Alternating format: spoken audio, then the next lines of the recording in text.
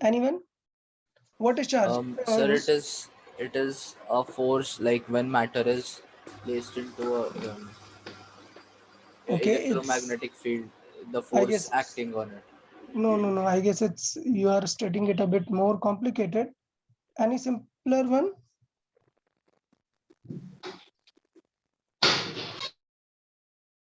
What is charge actually?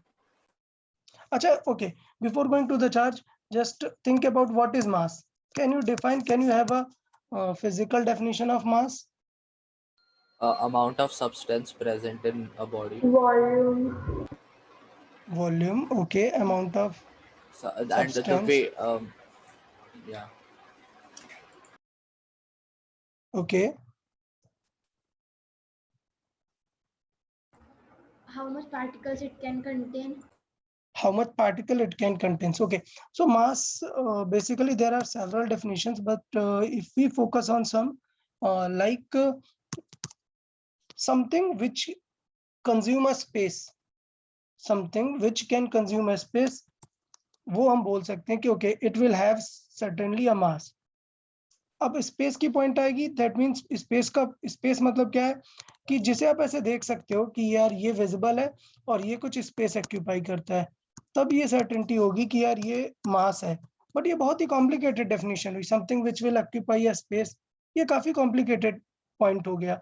तो उसके जगह पे सेम मेजर पार्ट ऑफ रहता है, इनर्शिया। या मेजर ऑफ इनर्शिया, वो भी अगेन बहुत ही डीप थॉट वाले पॉइंट्स हो गए. These are not simplified. तो अगर मैं बहुत ही सिंपल वे पे बताऊं, Containing same capacity. Containing capacity. Okay. मतलब देखो, बहुत सारी ऐसी चीजें होती हैं जिनकी बहुत सारी डेफिनेशंस हो सकती हैं. सो मास की ऐसी कुछ स्ट्रेट फॉरवर्ड सिंगल डेफिनेशंस नहीं है, बहुत तरीके से हम डिफाइन कर सकते हैं. सो वही चीज मेरा पॉइंट कहने का है कि चार्ज को भी हम ऐसे बहुत तरीके से बोल सकते हैं. क्या इलेक्ट्रॉन एक चार्ज है, प्रोटॉन एक चार्ज है, बहुत सारी चीजें हो सकती हैं. बट चार्ज की स्पेसिफिक प्रॉपर्टी क्या है कि सपोज ये ऑब्जेक्ट ए है और ये ऑब्जेक्ट बी है, मैंने इसको चार्ज दे दिया, ठीक, और मैंने इसको भी चार्ज दे दिया. अब अगर इन दोनों के पास चार्ज है तो इन दोनों के पास क्या एक्स्ट्रा पॉइंट आ जाएगा. अगर चार्ज नहीं होता और अब मैंने चार्ज दे दिया, चार्ज देने से इनके पास क्या एक्स्ट्रा क्वालिटी आ गई. Attraction or repulsion? एनर्जी आ गई। हाँ एनर्जी आ गई। एनर्जी नहीं आ गई है सॉरी, एनर्जी नहीं आ गई. एग्जैक्टली एनर्जी नहीं बोलते, अट्रैक्शन और रिपल्शन वाला टर्म सही था. ठीक है, कौन सा टर्म सही था?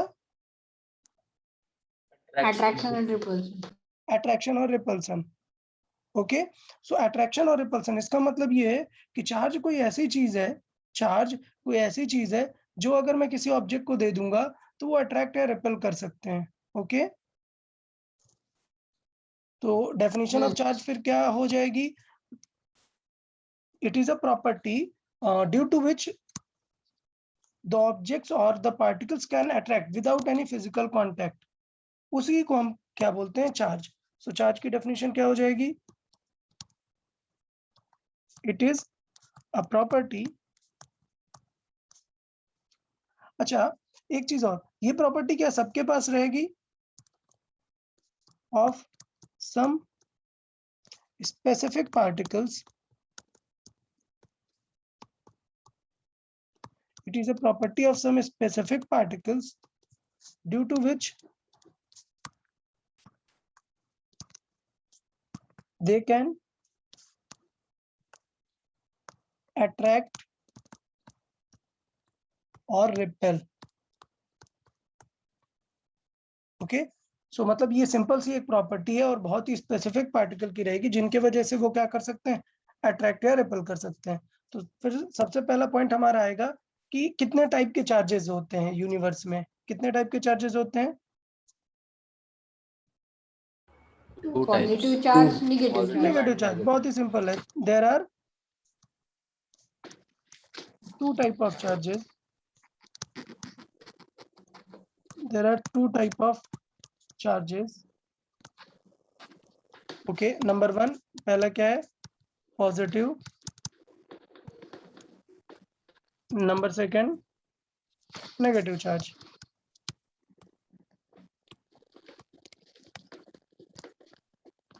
ओके, सो यहाँ पे दो टाइप के बेसिकली चार्ज हो सकते हैं, एक पॉजिटिव और एक नेगेटिव चार्ज। क्लियर? अब सोचो कई बार ऐसा होता है कि ये पॉजिटिव चार्ज एक विदाउट चार्ज को भी अट्रैक्ट कर सकता है। मैं आगे बताऊंगा कैसे अट्रैक्ट कर सकता है। बट अगर कोई ऐसा पार्टिकल जिसके पास कोई सा भी चार्ज नहीं है तो उसे क्या बोलते हैं हम?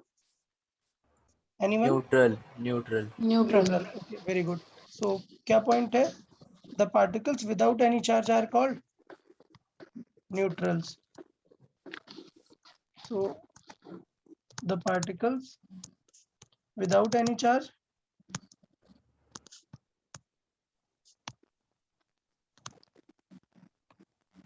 are called neutral particles.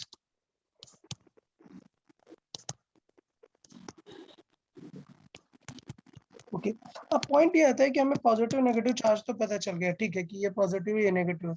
Point ये कि ये चार्ज मिलेगा कहाँ पर? तो मास से स्टार्ट करते हैं। अगर आपको सबसे छोटा यूनिट ऑफ मास चाहिए, स्मॉलेस्ट यूनिट ऑफ मास, क्या लगता है क्या रहेगा? इलेक्ट्रॉन में भी smallest unit of mass. Okay, electron दोनों चीजों को कंटेन करता है, चार्जेस को भी और मास को भी। तो अगर मैं किसी ऑब्जेक्ट की बात करूं कि किसी ऑब्जेक्ट का सबसे छोटा पार्ट क्या रहेगा, तो मुझे पता है कि कोई ऑब्जेक्ट है तो उसमें क्या रहते हैं? उसके मॉलिक्यूल्स रहते हैं, atom. Atom is smallest unit of mass. Atoms रहते हैं। तो मतलब सबसे स्मॉलेस्ट जो यूनिट होती है किसी भी ऑब्जेक्ट की, वो हम क्या बोलते हैं? एटम्स को। तो क्या पॉइंट आ जाता है हमारे पास? स्मॉलेस्ट यूनिट ऑफ ऑब्जेक्ट्स क्या होती है? स्मॉलेस्ट यूनिट ऑफ ऑब्जेक्ट्स वो होता है एटम। सिमिलरली अगर हम स्मॉलेस्ट यूनिट ऑफ चार्ज की बात करें तो वो रहेगा हमारा क्या? Unit of charge electron. Electron. So इसलिए जो आप करंट की डेफिनेशन वगैरह बोल रहे थे ना, इंस्टेड ऑफ चार्ज बार बार आप क्या टर्म यूज कर रहे थे? इलेक्ट्रॉन। सो इलेक्ट्रॉन एक जस्ट टाइप है, ऐसे बहुत सारे चार्जेस रहेंगे। इलेक्ट्रॉन उन सबका सबसे क्या है? स्मॉलेस्ट और बेस यूनिट है। ओके, अच्छा, स्टेबल बोल सकते हैं क्योंकि रिसेंट रिसर्च अभी बता रही है कि इलेक्ट्रॉन से भी छोटा चार्ज पार्टिकल है। किसी को पता है क्या? क्वार्क। ओके, वेरी गुड है। क्वार्क्स क्या होते हैं? क्वार्क्स सर वो न्यूक्लियस में सब एटॉमिक पार्टिकल्स हैं। ओके, वेरी गुड यार। सो ये क्या है? Smallest unit of charge electron है, बट टर्म है smallest stable unit. Stable unit, इससे भी smaller units are unstable, then unstable more unstable smallest are quarks। ठीक है, तो ये सर जो आपको आप लिख रहे हमारे हैं वो स्टडी दिखाई का नहीं दे पार्ट रहे। नहीं होगा। ओके, अभी दिख रहा है ये? हाँ सर, मतलब अनस्टेबल तक क्या है? अनस्टेबल स्मॉलेस्ट दिख रहा है सर। हाँ अभी आ गया, स्मॉलेस्ट आर। बहुत स्लो हो रहा है फिर सर और तुम्हारे आपका लिए वीडियो भी ऐसे फ्रीज हो रहा है। यार। दिख रहा है ठीक से। बाकी लोग को दिख रहा नहीं है? सर, हाँ सर दिख रहा है। आदित्य एक बार रिफ्रेश कर लो, ठीक है? Okay sir. ओके, चले। तो ये पॉइंट था दो। स्टडी करेंगे हम एटम्स की और इलेक्ट्रॉन्स की। तो एटम की स्टडी हमें करने की उतनी जरूरत नहीं है। हमें मेन पॉइंट देखना है कि जो हमारा चार्ज पार्टिकल है इलेक्ट्रॉन। अब बात करते हैं कि इलेक्ट्रॉन मतलब कैसा रहता है? इलेक्ट्रॉन नेगेटिवली चार्ज्ड है, तो it is a negative charge particle.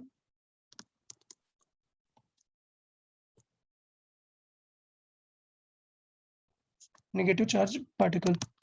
अच्छा, अब हम एटम की बात करते हैं। यार एटम में आपको स्ट्रक्चर पता है? एटम में सबसे पहले क्या रहता है? एटम में सबसे इनसाइड एक एटम की बात करें अगर, न्यूक्लियस न्यूक्लियस। न्यूक्लियस सही है। एटम के अंदर क्या रहता है? सबसे पहला न्यूक्लियस। तो ये एक सॉलिड फील्ड पार्ट होता है, ये होता है न्यूक्लियस। फिर उसके अराउंड क्या रहता है? Orbits, orbitals. ऑर्बिट्स रहते हैं। सो एक एटम के Orbits. अराउंड रहते हैं ऑर्बिट्स। ऑर्बिट में क्या रहते हैं? यही इलेक्ट्रॉन्स। इलेक्ट्रॉन्स। इलेक्ट्रॉन्स को रिप्रेजेंट करते हैं अपन ई से। E minus. ऑर्बिट्स में वो इलेक्ट्रॉन्स रहते हैं।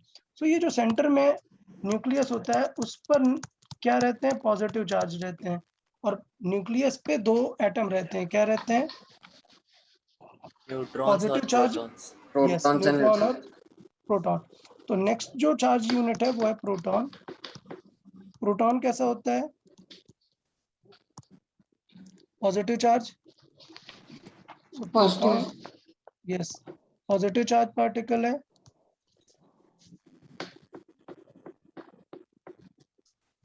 Yes. और न्यूट्रॉन कैसा है? Neutrally charge, no charge. हाँ, तो न्यूट्रली चार्ज या फिर सिर्फ न्यूट्रल बोलते हैं, न्यूट्रल पार्टिकल, क्योंकि चार्ज है ही नहीं ना। तो neutral particle.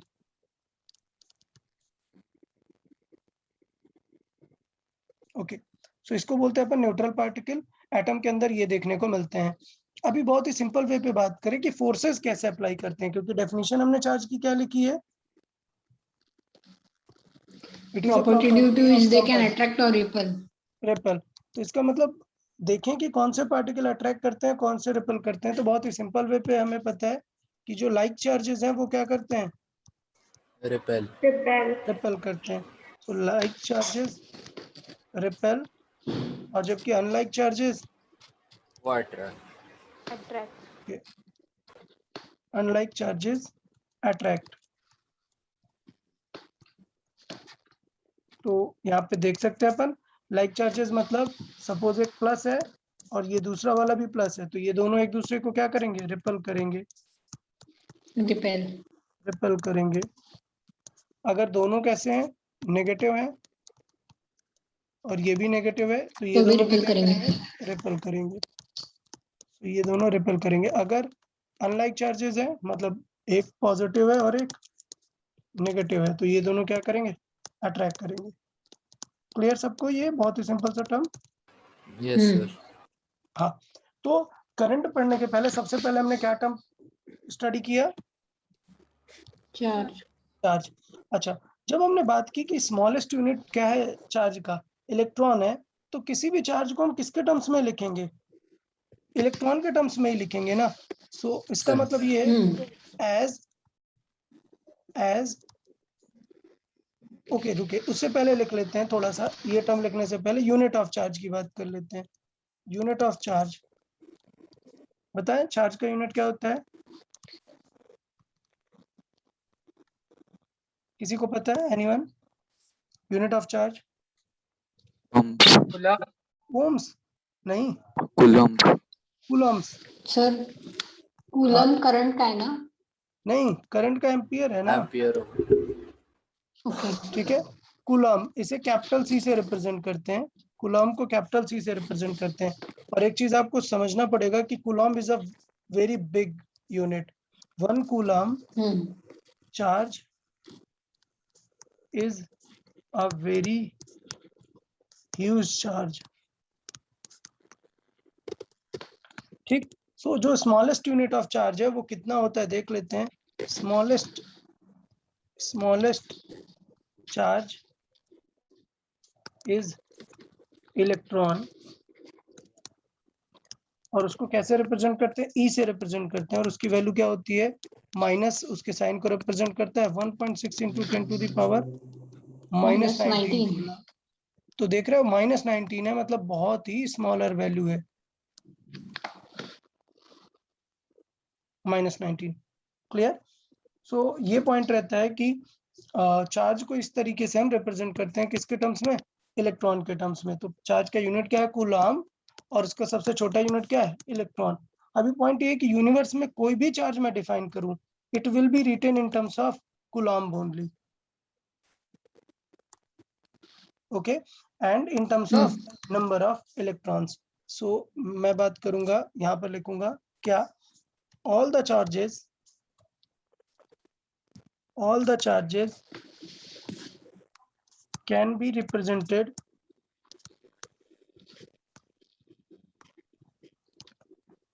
in terms of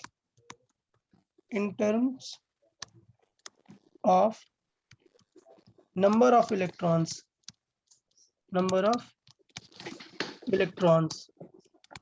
okay, so इसका मतलब किसी भी चार्ज को मैं किस तरीके से लिख सकता हूं?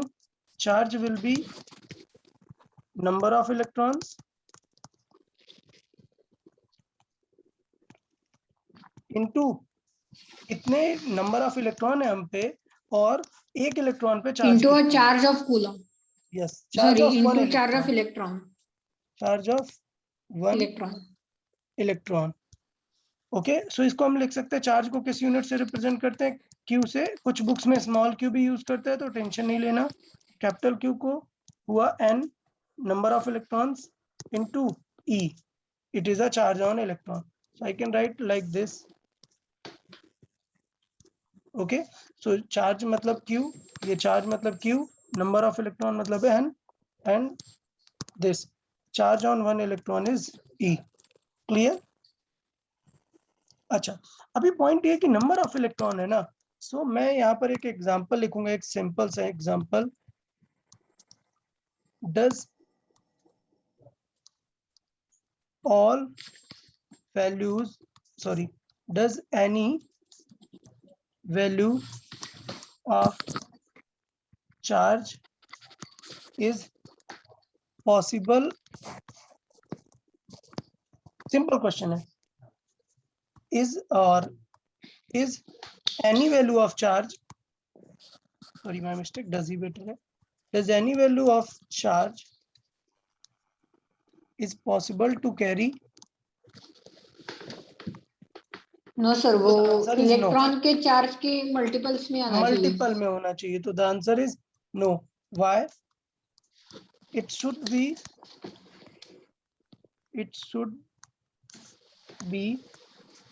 integer multiple.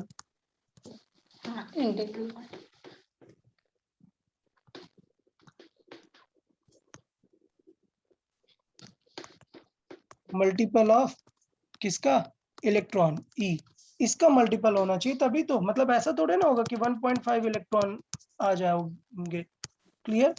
मतलब इसका मतलब ये हुआ कि अगर मैं यूनिवर्स में बात करूं, तो सपोज आप एक ऑब्जेक्ट है, आपको इसे चार्ज देना है, तो आप कितना दे सकते हैं? मिनिमम चार्ज दे सकते हैं 1.6 into 10 to the power minus 19. Can you give it 2 into 10 to the power minus 19? No. No. The next possible charge will be 3.2. 3.2. तो आई गेस आपको ये क्लियर आ गया। और ये जो पॉइंट है, इसको फिजिक्स में एक बहुत ही स्पेसिफिक टर्म देते हैं, किसी को पता है? that if anything can be represented in only in terms of integral multiple, इस टर्म को एक नेम देते हैं, केमिस्ट्री में भी सुना होगा और फिजिक्स में भी है। Can anyone state that word? When something is an integral multiple of a particular point.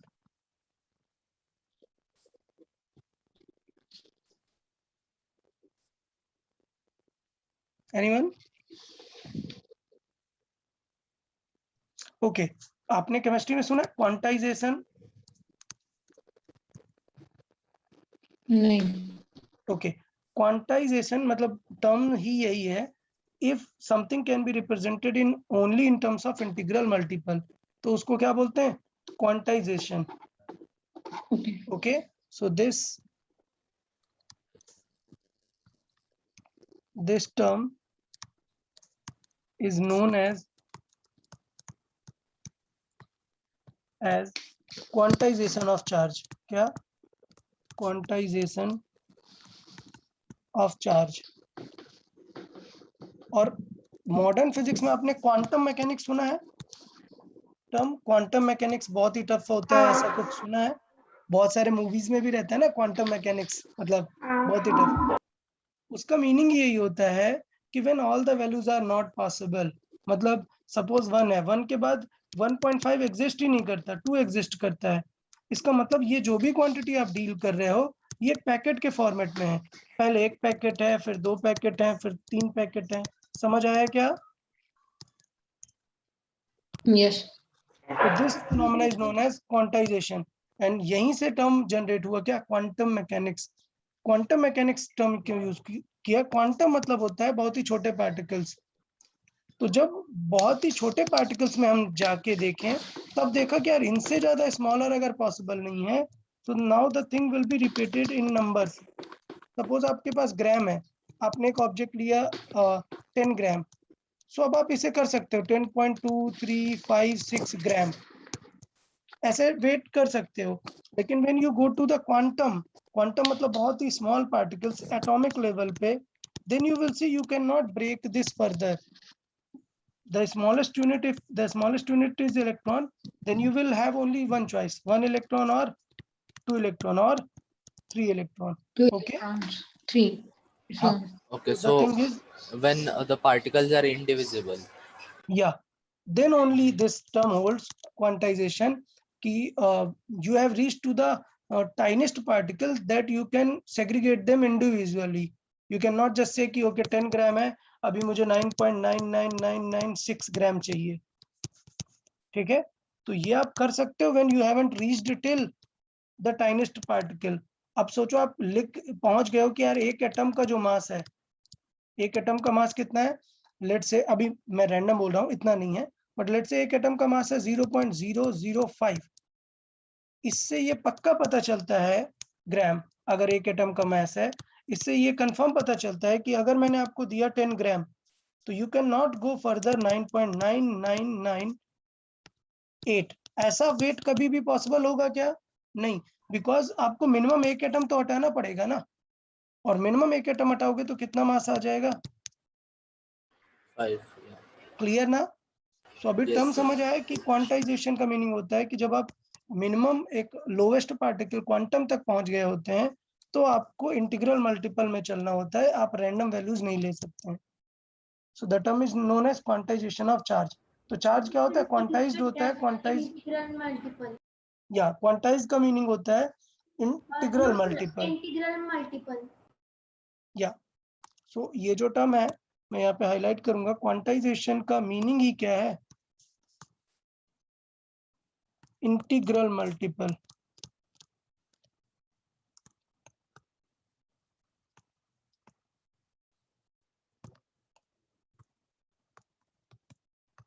Okay, जैसे मैं क्लासरूम में बात करूं, नंबर ऑफ स्टूडेंट कितने हैं, तो नंबर ऑफ स्टूडेंट नहीं, नंबर ऑफ स्टूडेंट तो खुद एक पॉइंट हो गया।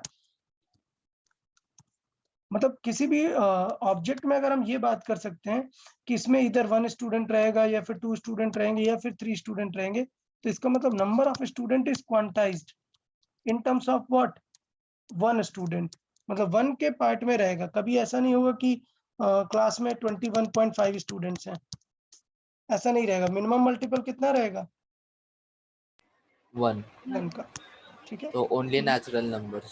Only natural number sort of thing, वो क्वांटाइजेशन रहेगा। क्लियर सबको, property of charge. Yes sir. Okay, अब पॉइंट आएगा कि हमें तो करंट मतलब फ्लो ऑफ चार्ज पढ़ना है। करंट मतलब हमें क्या पढ़ना है, फ्लो।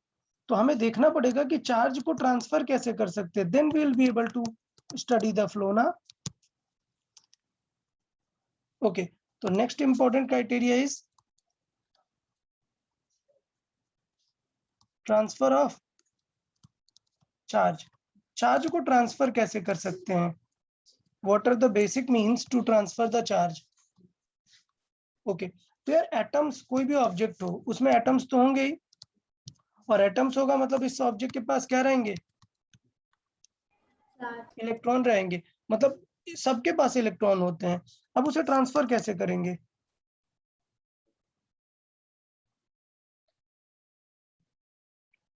ओके, तो बहुत सारे मीन्स हैं, ऐसा कुछ नहीं है। इलेक्ट्रॉन्स इंडक्शन या फिर फ्रिक्शन से। फ्रिक्शन से, हाँ, बहुत ही सिंपल वे होता है क्या, फ्रिक्शन। उनको रब करो, आप दूसरे सरफेस को यहाँ पर क्या करो, रब करो, रब करोगे तो ये इलेक्ट्रॉन इस पे चले जाते हैं। ओके, अच्छा सोचो, अगर मुझे चाहिए कि यार मुझे नेगेटिव नहीं चाहिए, अगर आपने रब किया और इलेक्ट्रॉन मेरे पास आ गए, तो मेरे पास नेगेटिव चार्ज आ गया ना, बट मुझे चाहिए पॉजिटिव चार्ज, मतलब मुझे क्या चाहिए, प्रोटॉन चाहिए। तो प्रोटॉन लेकिन कैसे प्रोटॉन ट्रांसफर तो नहीं आएगा ना बाहर। वही प्रोटॉन ट्रांसफर कर दिया, मतलब आपने तो उसका एटम ही उठा के ट्रांसफर कर दिया ना, तो इसका मतलब प्रोटॉन ट्रांसफर नहीं होते हैं। तो ट्रांसफर ऑफ चार्जेस में खास बात होती है क्या, कि अगर मैं बात करूं कि कोई भी एटम हो वो कैसा होता है, न्यूट्रल होता है। एटम कैसा Yes. होता है, न्यूट्रल न्यूट्रल, प्लस न्यूट्रल। भी होता है माइनस भी होता है, दोनों न्यूट्रल कर देते हैं। अब सोचो, हमें प्लस लेने की जरूरत नहीं है। मुझे लेट से मैं एक ऑब्जेक्ट हूँ, मुझे इसे क्या करना है, पॉजिटिव चाहिए मुझे। तो अभी इसके एक इलेक्ट्रॉन पास, इलेक्ट्रॉन डोनेट निकाल करना देंगे। है। यस, अभी इसके पास प्लस और माइनस दोनों है, तो अभी इसे पॉजिटिव लेने की जरूरत नहीं है।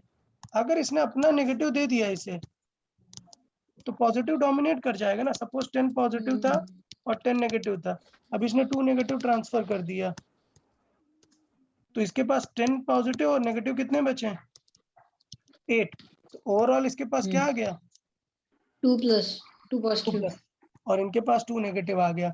इसका मतलब ये हुआ कि यार चार्ज कहीं कैंसिल नहीं हो रहा है, खत्म नहीं हो रहा है कि आपने 2 नेगेटिव दे दिया तो इसका चार्ज खत्म हो गया, नहीं, इस पे एक्स्ट्रा प्लस दिखने लग गया। इसका मतलब ये होता है कि यूनिवर्स में टोटल चार्ज हमेशा फिक्स है, सिर्फ तुम प्लस और माइनस एक्स्ट्रा बढ़ा सकते हो। इसका मतलब ये है कि तुम कभी इंडिविजुअल चार्ज क्रिएट नहीं कर सकते हो। मतलब यूनिवर्स का चार्ज अगर मैं बोलूं लेट्स से 10 है, तो इसका मतलब तुम बढ़ा सकते हो, तुम 50 प्लस कर सकते हो, बट साथ में 50 नेगेटिव भी आएगा, तो टोटल चार्ज अभी भी कितना है,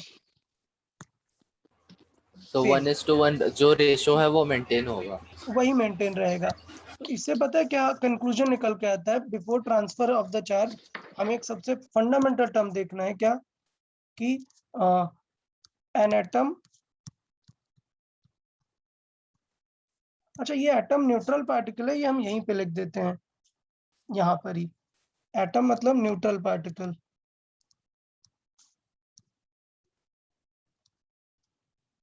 तो यहाँ पे चार्ज ट्रांसफर में लिखने की जरूरत नहीं है, एटम पूरा न्यूट्रली चार्ज होता है। ट्रांसफर ऑफ चार्ज में सबसे पहली चीज हमें लिखनी है, the charge of universe is conserve, the charge of universe, the charge of universe is conserve.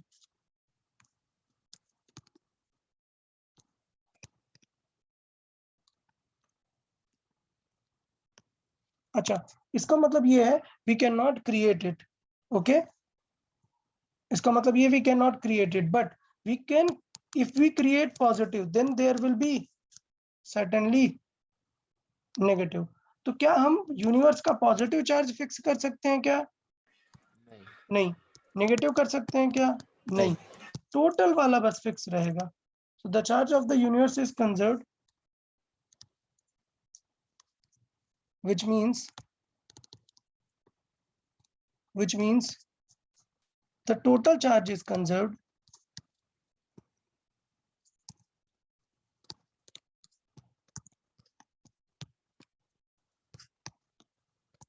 while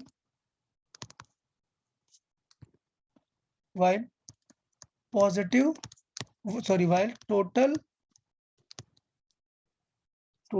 positive or total negative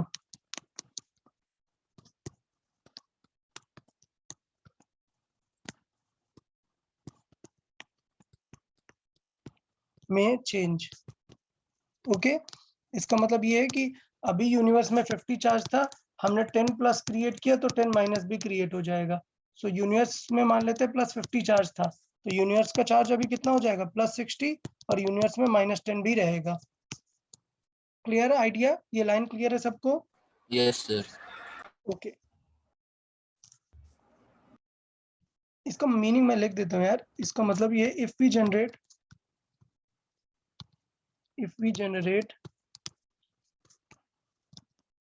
some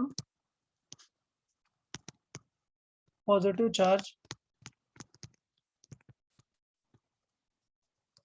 then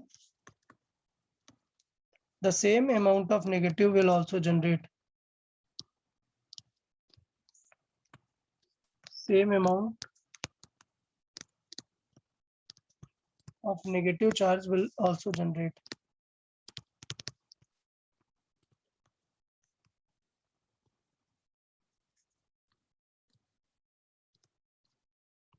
So इसका मतलब ये हुआ कि in overall we cannot create charge. So in overall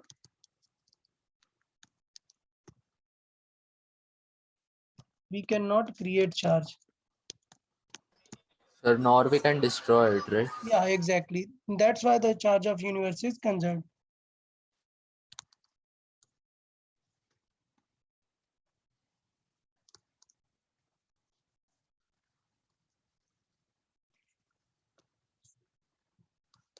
Okay. So ये दो point the charge के conservation से related. So we cannot create nor destroy the charge. Okay. अब पॉइंट आता है ट्रिक कि ट्रांसफर कैसे होगा. तो ट्रांसफर कभी भी प्रोटॉन का नहीं होगा, हमेशा किसका होगा? इलेक्ट्रॉन्स का. So electrons participates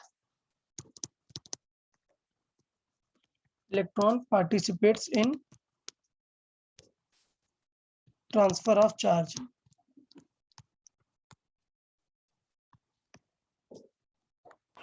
Sir, don't we get nuclear energy by either fusing or splitting like a nucleus? Okay, but that will come into the nuclear energy. अभी जो आप बोल रहे हैं, okay, by splitting we can create the nuclear energy, but that is not the transfer of charge. Okay. I'm saying transfer of charge. ये suppose एक A object है, and I need to transfer some positive charge into B object. So it's not like you will transfer the proton. Okay, so I need to increase the charge, positive charge of B. Then the process is not like कि I'll transfer the protons. Okay? Yeah, the process is transferring electrons from B to from A. B to A. Okay, so यहाँ पर लिखेंगे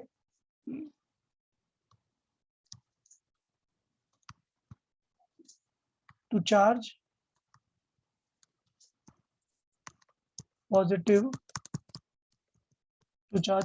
positively a body, protons cannot be transferred.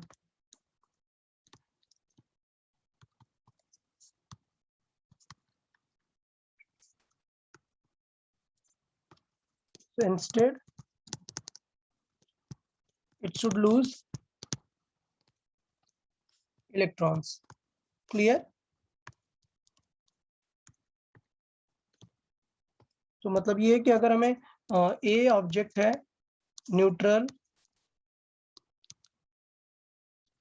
और B भी क्या है? Neutral. अब हमें क्या करना है? हमें पॉजिटिव बनाना है. किसे? B को पॉजिटिव बनाना है. तो क्या करेंगे? To make B sir B positive. का इलेक्ट्रॉन ए को दे देंगे. Yes, to make B positive,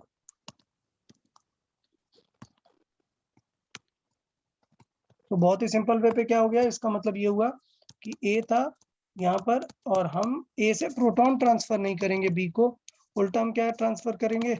electron transfer करेंगे B से A में. इलेक्ट्रॉन ट्रांसफर करेंगे तो उसके वजह से ये नेगेटिव बन जाएगा और ये क्या बन जाएगा? पॉजिटिव आ जाएगा. Clear? So transfer of electron. अब पॉइंट ये है कि क्या हमने मास भी ट्रांसफर किया या ओनली चार्ज ट्रांसफर किया? मास भी ट्रांसफर किया. मास भी ट्रांसफर हाँ किया. यस सर, मास तो भी जाएगा इलेक्ट्रॉन ही. का, हाँ, इलेक्ट्रॉन का मास भी रहता है. तो इसका मतलब ये है, यहाँ पर एक टर्म रहता है क्या?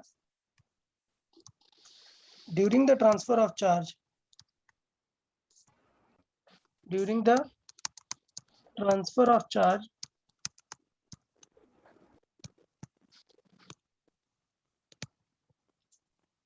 mass transfer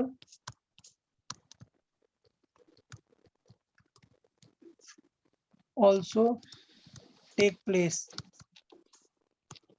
Okay, because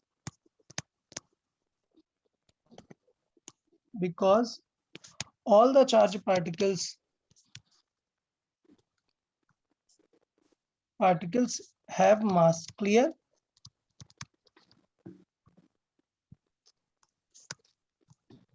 clear. But क्या मास ट्रांसफर का बहुत बड़ा फर्क पड़ेगा क्या कुछ? नो. बहुत ज्यादा कुछ डिफरेंस नहीं आएगा। क्यों नहीं आएगा? क्योंकि इलेक्ट्रॉन्स का बिकॉज मास मास बहुत इज कम है। नेग्लिजिबल, या तो सिचुएशन ये है, बट इलेक्ट्रॉन्स का बहुत ही yeah. कम है। Exactly. So it won't be that considerable because the mass of electron is very less. So the mass transfer is not considerable.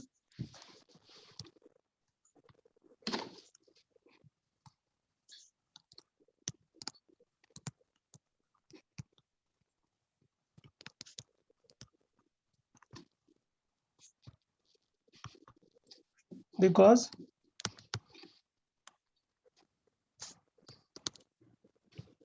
mass of electron is very less.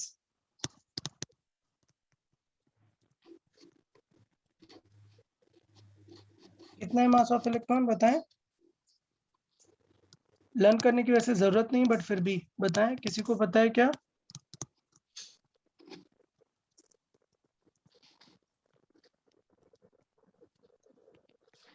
9.1 into 10 to the power -31 kg.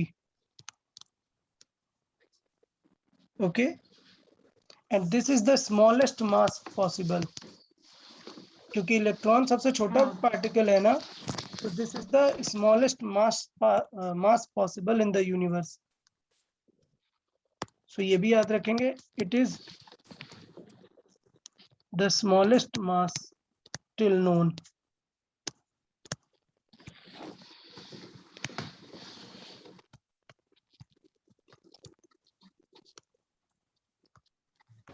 Okay, sir लेकिन if quarks are the particles which have the unstable. The term is unstable. So that means we have found out, but they are not stable. So if something is not stable, you cannot represent it ना. Clear ना? मतलब अगर unstable है तो फिर आप दिखा ही नहीं सकते हो किसी को कि ओके ये ऐसा पार्टिकल है, किसी भी रिएक्शन में यूज ही नहीं होगा वो।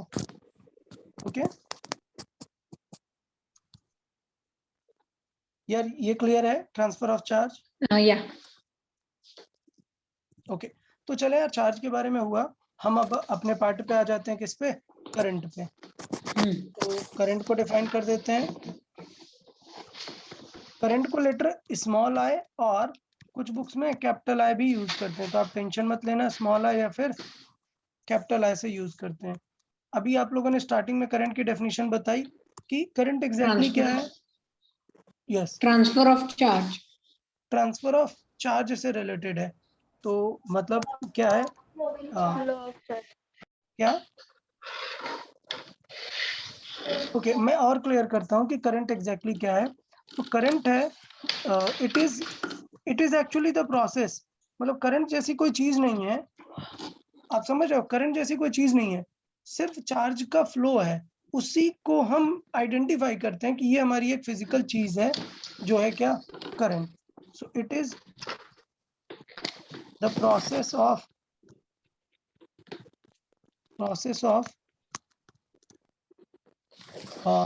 moving or flowing of charge. Okay, it is process of moving or flowing of charge. But एक हमें मैथमेटिकल डेफिनेशन चाहिए होती है। तो मैथमेटिकल डेफिनेशन की अगर बात करें तो मैथमेटिकली कैसे डिफाइन है? फॉर्मूले से। हमें पता है करंट का फॉर्मूला क्या होता है? लागत नहीं है। करंट का formula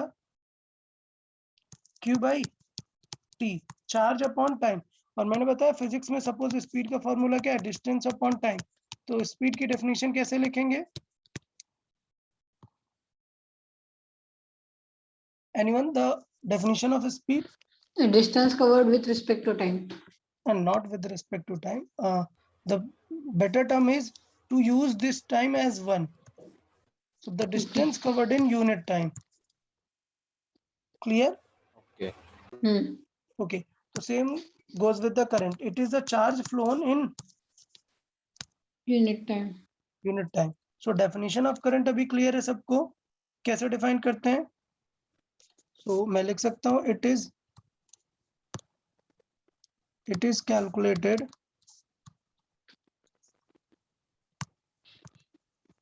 as charge flowing per unit time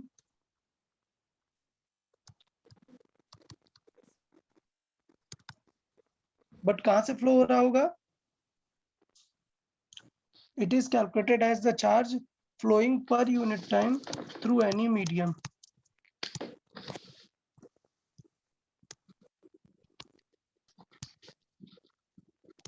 Okay, so through any medium, the charge flowing per unit time is known as current. Okay, तो इसका मतलब करंट का फॉर्मूला आ जाएगा हमारा, करंट अभी जस्ट मैंने बताया, करंट इज इक्वल टू कितना आ जाएगा? Charge per unit. Sir, Fine. according to the change Okay. in medium, the change in speed of the current will take place, right? Okay आप बोल रहे हैं चेंज ऑफ करंट, आप क्या बोल रहे हैं? Change of speed of Speed. Current. Yeah. क्या स्पीड ऑफ करंट आपको पता है क्या? नहीं नहीं, sir. स्पीड ऑफ करंट कुछ होता ही नहीं है. किनका स्पीड होता है? चार्ज का. चार्ज का. ओके, समझे आप? Current is a process.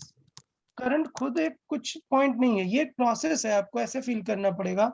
तो चार्ज के मूवमेंट से डिफरेंस आएगा. चार्ज की स्पीड अगर चेंज हुई तो फिर चीजें चेंज हो जाएंगी. चार्ज की स्पीड कैसे चेंज होगी? डिपेंड करेगा कि वो मटेरियल चार्ज को फ्लो होने दे रहा है या नहीं. ओके, इसके बाद आप ठीक है, इसके बाद मैं ये देख लूंगा, ये आपको दिखाता हूँ कि कौन से ऑब्जेक्ट से चार्ज कितना स्पीड से फ्लो हो सकता है. वो बताएगा कि वहां पर करंट अच्छे से आएगी या नहीं. क्लियर? Yes, sir. तो करंट डिस्कस करने के बाद मैं यही पॉइंट डिस्कस कर लेता हूँ कि करंट फ्लो कैसे होगी, ये किस बात पे डिपेंड करेगा. तो ये किस पे डिपेंड करेगा? Medium. किस मीडियम पे डिपेंड करेगा कि कैसा मीडियम आपने चूज किया है, वो चार्ज को फ्लो होने दे रहा है या नहीं. तो इसीलिए लाइट का जो स्पीड है वो वैक्यूम में मेजर किया जाता है.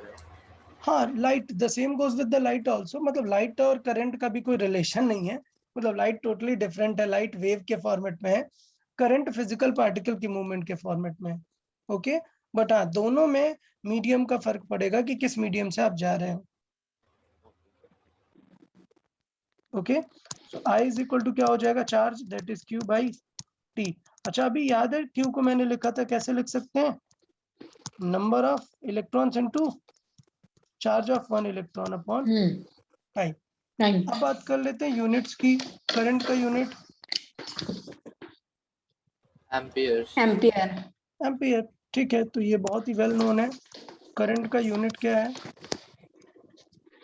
एम्पियर.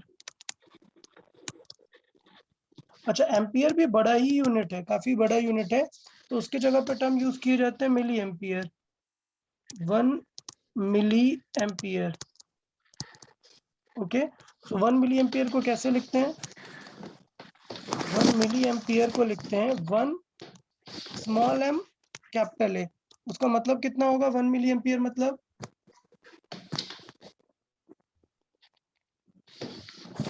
10 पावर -3. हाँ, मिली मतलब कितना होता है? 10 power -3. -3. So 10 power -3 ampere we can use it.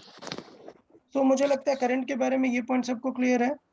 Sir, Yes. सो मिली का डेफिनेशन ही 1/1000 होता है. या मिली का डेफिनेशन ही होता है 1/1000. ठीक है, सो इसलिए वो 10 टू द पावर -3 पे आता है. फिर पॉइंट आता है डायरेक्शन ऑफ करंट कैसे कंसिडर करते हैं. तो यार अब डायरेक्शन ऑफ करंट ऐसे कुछ कंसिडर नहीं कर सकते. फ्लो ऑफ चार्ज के बारे में देखना था हमें. तो क्या किया हुआ, सबसे पहले फ्लो ऑफ चार्ज हमें क्या पता था? इलेक्ट्रॉन का flow. Okay, so flow of charge में हमें सबसे पहले क्या पता था? Flow of electron.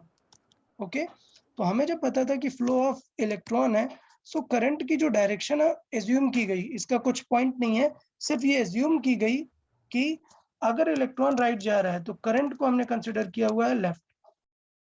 सो इसलिए हम इसे बोलते हैं कन्वेंशनल करंट. मतलब पहले हमने एज्यूम कर लिया, अब उसी को हम कंटिन्यू लेके चल रहे हैं. तो ये टर्म यहाँ पर नोट करेंगे हम, ये पॉइंट क्या? The direction of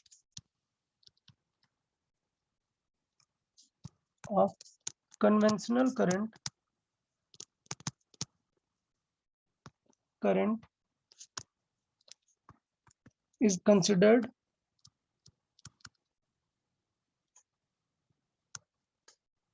opposite to the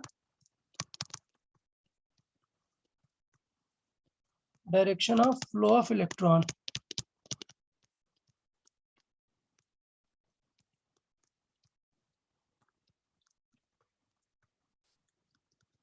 Okay, opposite to the direction of flow of electrons. तो चले कुछ क्वेश्चन कर लेते हैं इस फॉर्मूले से रिलेटेड। ये फॉर्मूला नोट कर लें, एक दो एग्जांपल कर लेते हैं इस पे। ये फॉर्मूला करंट का सब लोग नोट करके रखें।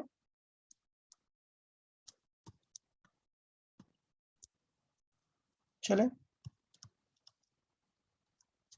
तो क्वेश्चन सॉल्व करें, आंसर चैट बॉक्स में करेंगे।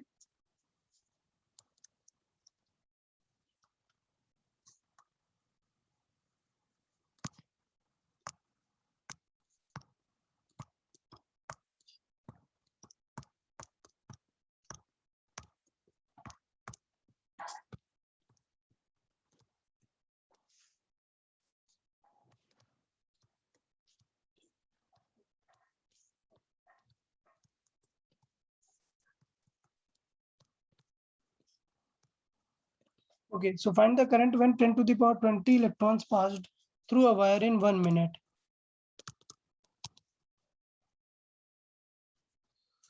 और in 2 मिनट कर लेते हैं, थोड़ा सा सॉल्विंग रहेगा। in 2 minutes सॉल्व करें जल्दी से, fast. Answer it in the chat box.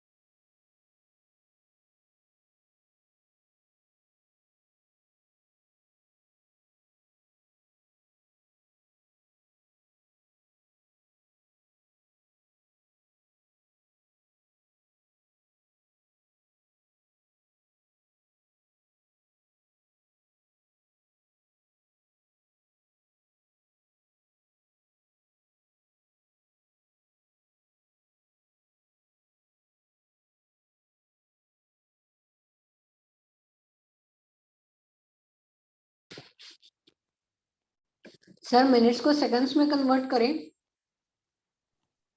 यार ये याद रखना है कि ये एमकेएस यूनिट है, तो जब भी कभी एमकेएस यूनिट रखते हैं तो सबको एमकेएस यूनिट में ही रखना पड़ता है। तो यहाँ पे मैं पॉइंट आउट करता हूँ कि टाइम को आपको सेकंड्स सेकंड में में ही होगा। रखना पड़ेगा। यस,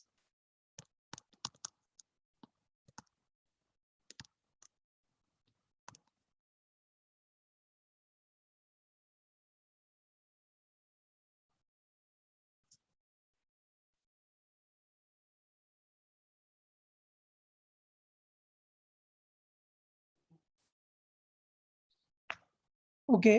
करंट का साइन ऐसे नहीं मिल सकता हमें, करंट को ऐसे नेगेटिव या पॉजिटिव नहीं लिखना है। वो तब हम बता सकते हैं जब हम बोलेंगे कि इलेक्ट्रॉन इधर जा रहा है। मैंने कहीं पे भी नहीं बताया इलेक्ट्रॉन किधर जा रहा है, तो साइन ऑफ करंट नहीं लिखेंगे। Okay, let's see the answers. Okay Gautam, I guess it's not correct. या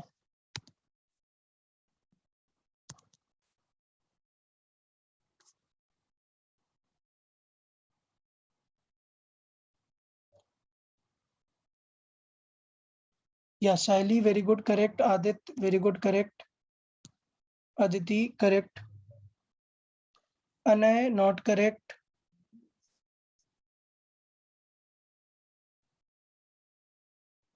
Yeah, everyone send your answers.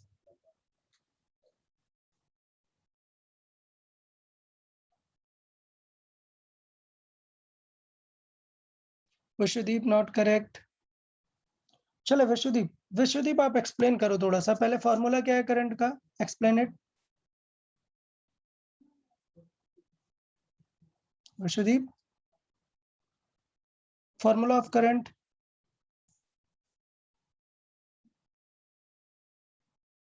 Anna is still not correct. Let's see it. Okay, the thing is current is charge upon time. Okay, अभी simple है, charge if we have number of electrons we can write it in terms of number of electrons into E, charge of 1 electron upon time taken. Okay, number of electron are 10 to the power 20. Okay, then charge on 1 electron is 1.6 into 10 to the power minus 19. Then the time taken is 2 minutes, that means 2 into 60 seconds. So final कितना होगा, ये power देखो cancel out होगा, 19 है और 20 है, तो plus power 1 बचेगा ना, so 1 पावर हम मल्टीप्लाई कर लेंगे. So first we'll solve these powers. So 20 minus 19 plus 1 बचेगा, that means 10. So वो आ जाएगा 16 divided by 2 into 60. So अभी simply we can solve 2 से solve कर दिया. So this will be final answer कितना आ जाएगा, it is 2 से 1 divide हुआ 8, 2 cancel out हुआ, then further 4 से 15 to 2 by 15 आ जाता है final answer. If we solve it 2 by 15 and if we divide it further, the answer will be 0.133 ampere. तो बता यार क्या मिस्टेक्स हुआ, देखें जिनके तो आंसर. सर सेकंड में कन्वर्ट नहीं किया, डायरेक्ट टू लिया. अरे यार वही थोड़ा सा ये ध्यान देना है, कन्वर्ट करना रहेगा, ये चीजें कभी अभी गलती नहीं होनी चाहिए यहाँ पर, इसलिए मैंने पॉइंट आउट किया यहाँ पर ये कि टाइम किस में होना चाहिए, सेकंड में, और ये नंबर ऑफ इलेक्ट्रॉन को इलेक्ट्रॉन के चार्ज से लिखना चाहिए. ई मतलब क्या है, charge of a electron.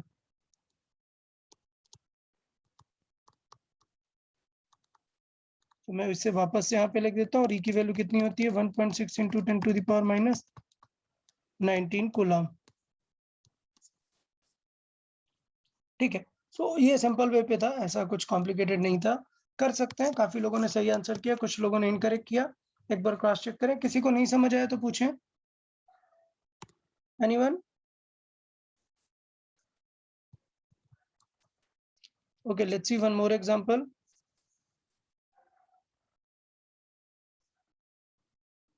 Okay, let's see.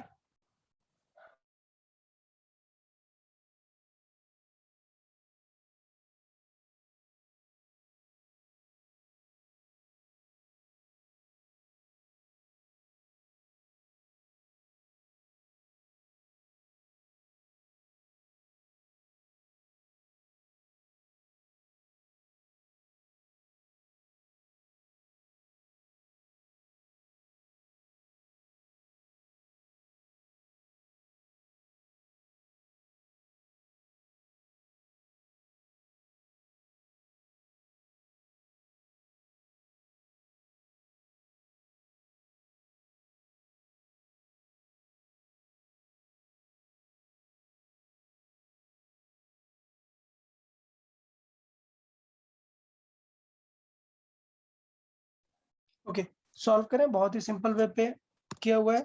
देखें, कूलम में आंसर देना है आपको.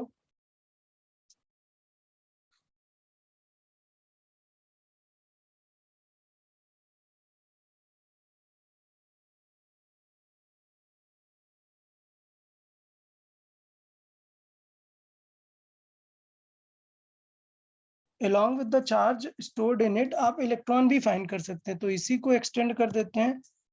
Find the charge stored in it and number of electrons transferred to it.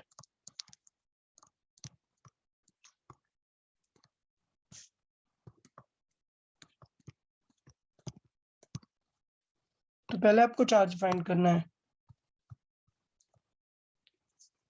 Answer it in the chat box. Very good Aditi.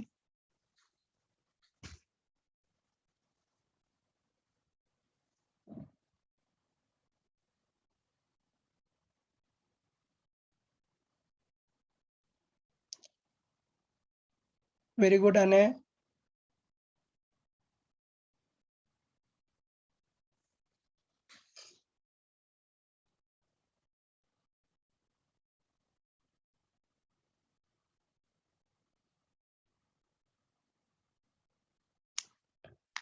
Arnav, not correct. Shaili, not correct.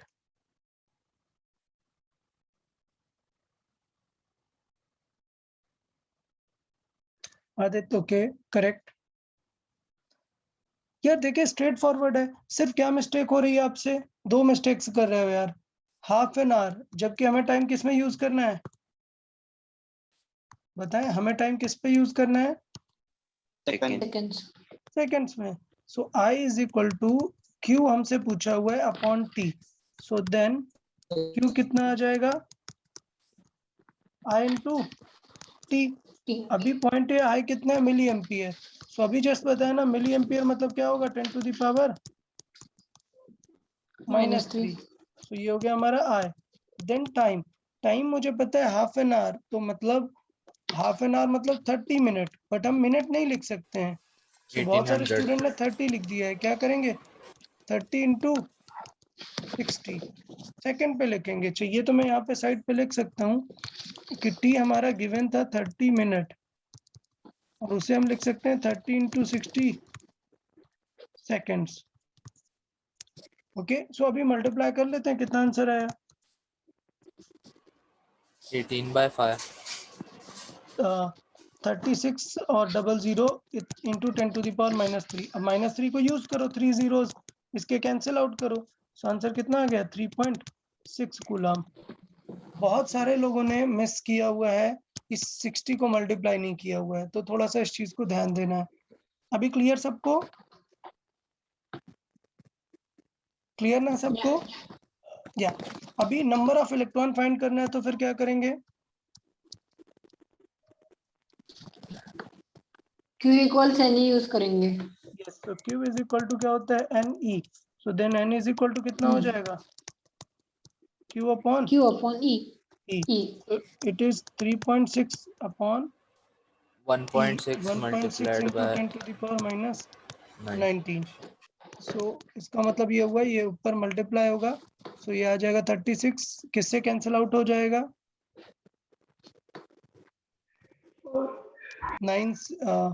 4 से cancel out हो जाएगा, 9/4 into 10 to the power 19। Clear, अभी solve कर देते हैं, तो n कितने आ गए, डिवाइड कर देते हैं, सो 2 पॉइंट कितना आ जाएगा, 5 नहीं sorry 2.25 2.25 into 10 to the power 19। अभी ये नहीं सोचना है कि sir number of electron point में कैसा आ गया, नहीं, यहाँ आगे पे बहुत 19 तो सारे, है ना जीरोस। हाँ बहुत सारे जीरोज हैं, तो जब तक रिकरिंग नंबर नहीं आता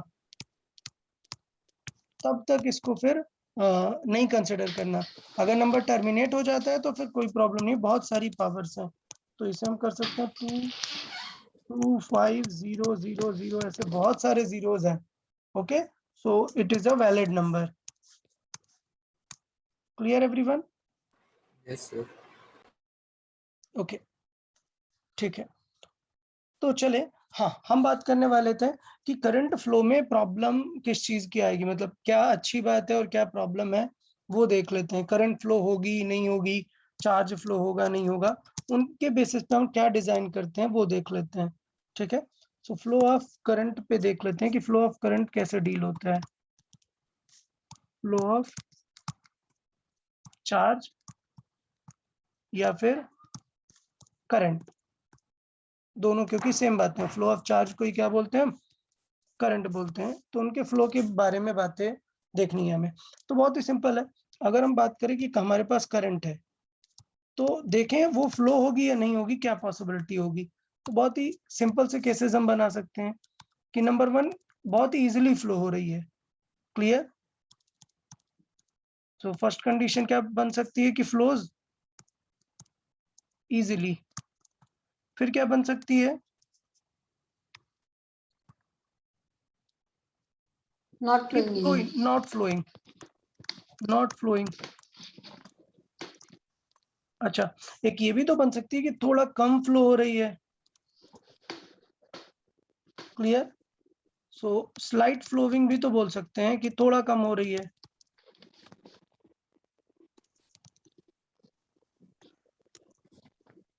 ये डिपेंड करेगा, मतलब ये केस सेंसिटिव है।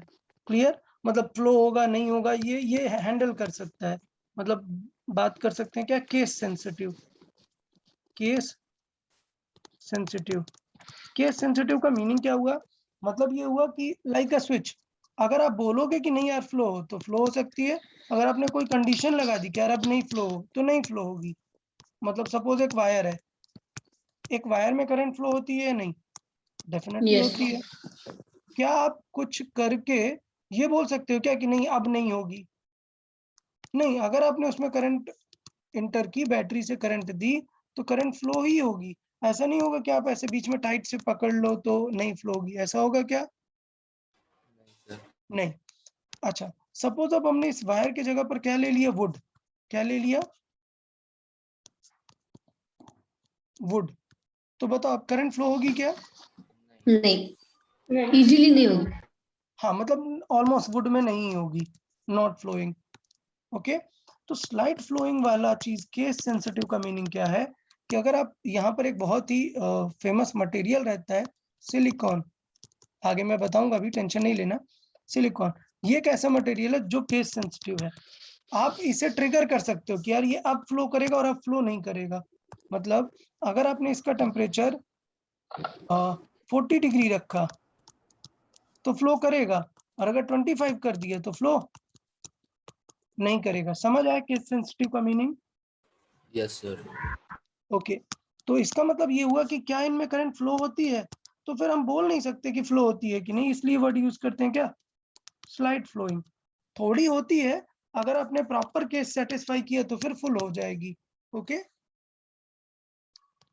सो केस सेंसिटिव टर्म का मीनिंग समझ आया सबको? हाँ सर। ओके, चले बात कर लेते हैं कि जिनमें करंट फ्लो होती है इजीली, उनको नेम क्या देते हैं? कंडक्टर्स। हाँ, कंडक्टर्स। ओके, या फिर बोल सकते हैं गुड कंडक्टर्स ऑफ, हाँ, गुड कंडक्टर और bad conductor. Good conductors of electricity.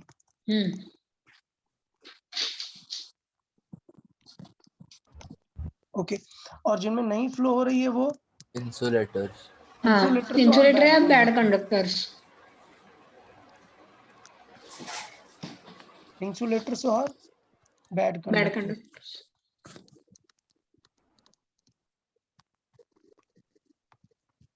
Okay, और जिनमें स्लाइड फ्लो हो रही है उनको वो कैसे? सेमी कंडक्टर्स बोलते हैं। सेमीकंडक्टर्स। ओके, तो अब हम डिफाइन करेंगे कि कहाँ पर ये देखने को मिलेंगे आपको, कौन सी चीज कंडक्टर होती है, कौन सी चीज इंसुलेटर होती है, कौन सी चीज सेमीकंडक्टर होती है इन टर्म्स ऑफ करंट। क्लियर? तो चले देख लेते हैं। सबसे पहले हम सॉलिड टाइप का मीडियम ले लेते हैं। कैसा मीडियम ले लेते हैं? सॉलिड। तो हमने ले लिया, सॉलिड पिक किया हुआ। अब बताएं सॉलिड में कौन सी चीज कंडक्टर होती है, कौन सी चीज इंसुलेटर होती है, और कौन सी चीज सेमीकंडक्टर होती है। सो बेसिकली हम देख रहे हैं कि सॉलिड में कौन सी चीज कंडक्टर होती है, कौन सी चीज इंसुलेटर होती है, और कौन सी चीज सेमीकंडक्टर होती है। मेटल्स कंडक्टर होते हैं। ओके, कंडक्टर्स मतलब कौन से मेटल्स। अच्छा, इसमें भी कोई स्पेसिफिक है क्या कौन से मेटल्स? Silver, copper. ठीक है, मतलब हाँ, सारे। सिल्वर अगर है, मैं टर्म कॉपर यूज है। करूं, अगर मैं टर्म यूज करूं तो it is most of the metals, most most metals. Of the metals. अच्छा, like example iron, silver, copper. Copper, gold, हाँ, मतलब ऐसे बहुत सारे रहेंगे। ठीक, तो ये हुए conductor. Insulator, rubber. Most non metals. Most non metals. Non metals, ठीक है, नॉन मेटल टर्म नहीं है exactly, non metals okay, but term मतलब ऐसे मटेरियल्स जो देख सकते हैं हम, जो इंसुलेटर रहते हैं। जैसे सबसे फेमस है रबर, रबर सबसे ज्यादा इंसुलेटिंग के लिए यूज होता है। बोलते हैं ना, मतलब कभी भी कुछ भी करंट का वर्क करो तो स्लीपर्स पहन ले, रबर, या फिर वो ग्राउंड के ग्लोव रहता है कांटेक्ट ना। में नहीं हो आप। तो रबर बहुत इंपॉर्टेंट है। फिर वुड एंड प्लास्टिक्स, हाँ प्लास्टिक्स। वुड, प्लास्टिक्स, तो ऐसे सारे बहुत सारे एग्जांपल्स रहेंगे। सेमीकंडक्टर के एग्जांपल आपको लर्न करने हैं। किसी को पता है सिलिकॉन। क्या ऑलरेडी? अच्छा ठीक है, और कोई? हाँ सर ग्लास इंसुलेटर नहीं होता ना, इज इट अ सेमीकंडक्टर? नहीं, ग्लास इंसुलेटर में ही आएगा, ओके। सेमीकंडक्टर नहीं। सेमीकंडक्टर टर्म मतलब ऐसा नहीं है कि कोई चीज अगर स्लाइड हो रही है तो आप उसे बोल दोगे सेमीकंडक्टर, नहीं। स्लाइड के साथ साथ एक टर्म मैंने यूज किया है, क्या? हाँ, जिसे हम प्रोग्राम कर पाए, जिसे हम जिसे केस प्रोग्राम से। कर पाए, एग्जैक्टली। इसलिए आप, ये बहुत ही अच्छा टर्म आपने यूज किया, जिसे हम प्रोग्राम कर सकते हैं। इसलिए आप समझें कि सारे जो इलेक्ट्रॉनिक डिवाइसेस होते हैं उनमें सेमीकंडक्टर्स यूज किए जाते हैं, जिन्हें हम ट्रिगर कर सकते हैं, प्रोग्राम कर सकते हैं कि यार अभी स्विच ऑन कर दो, अभी स्विच ऑफ कर दो। क्लियर? तो हम उन्हें एक कमांड भेजते हैं, उस कमांड के अकॉर्डिंग वो डिजाइन हो जाते हैं। सो एक तो बहुत ही फेमस है सिलिकॉन, फिर है जर्मेनियम, ऐसे बहुत सारे हैं, और यही दो फेमस है, सिलिकॉन और जर्मेनियम। ओके ओके, सर, मतलब वो मेटलॉइड्स। हाँ, आपको पीरियोडिक टेबल याद है क्या? हाँ हाँ, कार्बन के नीचे टेबल में फोर्थ में, फोर्थ सिलिकॉन। में कार्बन, सिलिकॉन, जर्मेनियम, हाँ एसएम, ये नहीं पता। पीबी। सो ये हाँ सारे लेड। सेमीकंडक्टर्स में आने लगते हैं। Okay, sir so plumbum, sorry lead भी लेड भी, हाँ, सेमीकंडक्टर, सॉर्ट ऑफ, या लेकिन वो बैटरीज में यूज किया जाता है, तो इज इट? नहीं, लेड वहां पे जो यूज किया जाता हुआ है ना, मतलब बैटरीज में, बैटरीज में जो लेड प्लेट यूज की जाती है वो एज आयंस यूज किया जाता है। मतलब इनके आयंस जल्दी बनते हैं, जो नीचे की तरफ जा रहे हैं हाँ हाँ ये आयनिक होने लग जाते हैं, जबकि ये कोवैलेंट है। हाँ यस। ओके, तो ये कोवैलेंट है, वो केमिस्ट्री का पार्ट हो गया, ये आयनिक है। आयनिक होने की वजह से इसे बैटरी में यूज करते हैं, क्योंकि ये चार्ज क्रिएट कर सकता है। हाँ डायरेक्टली। मतलब एसिड से H+ आयंस हाँ, बना सकता है आयंस जल्दी। बना सकता है, या तो इसलिए उसको यूज करते हैं। मेन सेमीकंडक्टर्स में ये तीन रहते हैं, जो कि कोवैलेंट होते हैं नेचर में। ठीक है, सॉलिड्स में ओके, लिक्विड्स में भी देख सकते हैं। लिक्विड्स में कुछ एग्जांपल्स बताएं आप लोग। लिक्विड्स में कंडक्टर के एग्जांपल बताएं लिक्विड्स में। सॉल्ट वाटर, हाँ salt water. Okay, good. Insulators, insulators, oil, okay, और